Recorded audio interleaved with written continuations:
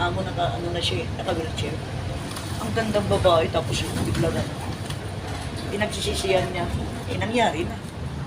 Ang ganda niya, tita. Hindi ko alam what case, pero ang sinabi ko sa kanya, tumigil na kayo sa kasalanan. Dahil ang Diyos pag nagparasyon, diyan kayo.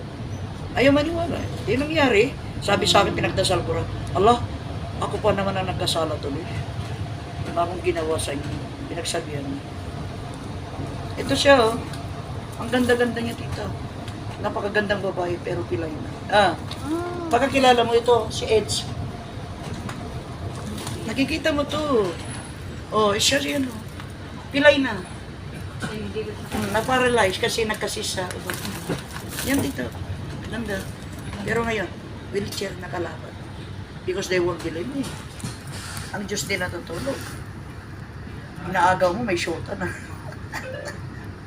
Yan na rin siya. Ayaw maniwala, di ba?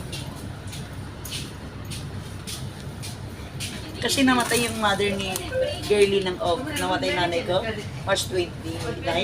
Namatay nanay niya, COVID talaga. August 25. So 2 years naman itong August.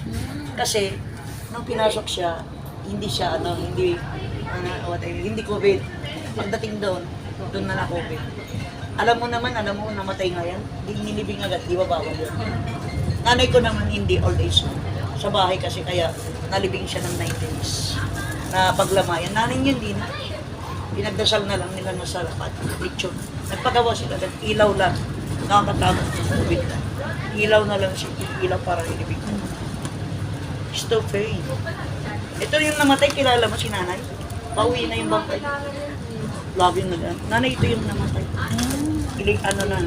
Si nanay. Ito! Kilala mo yan. Dagis ko taraya. 35 years. Wala siyang uwa. Ang nangyari, amo niya nagpadala, tapos bibigyan daw lang ng uwa ng 30,000. My God! Isang amo niya, 35 years. Pero hindi niya na kasi na-i-renew yung uwa niya.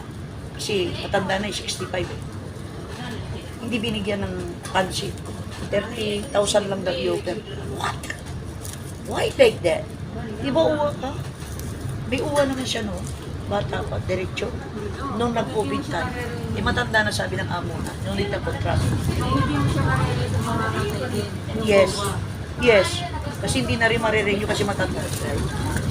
Pero dapat i-renew pa rin ang uwa niya sa kahit uwa na lang, huwag na yung contract, di ba? Makukulit sila yung maniwala, nangyari ito. Kaya nagpa-uwi ako.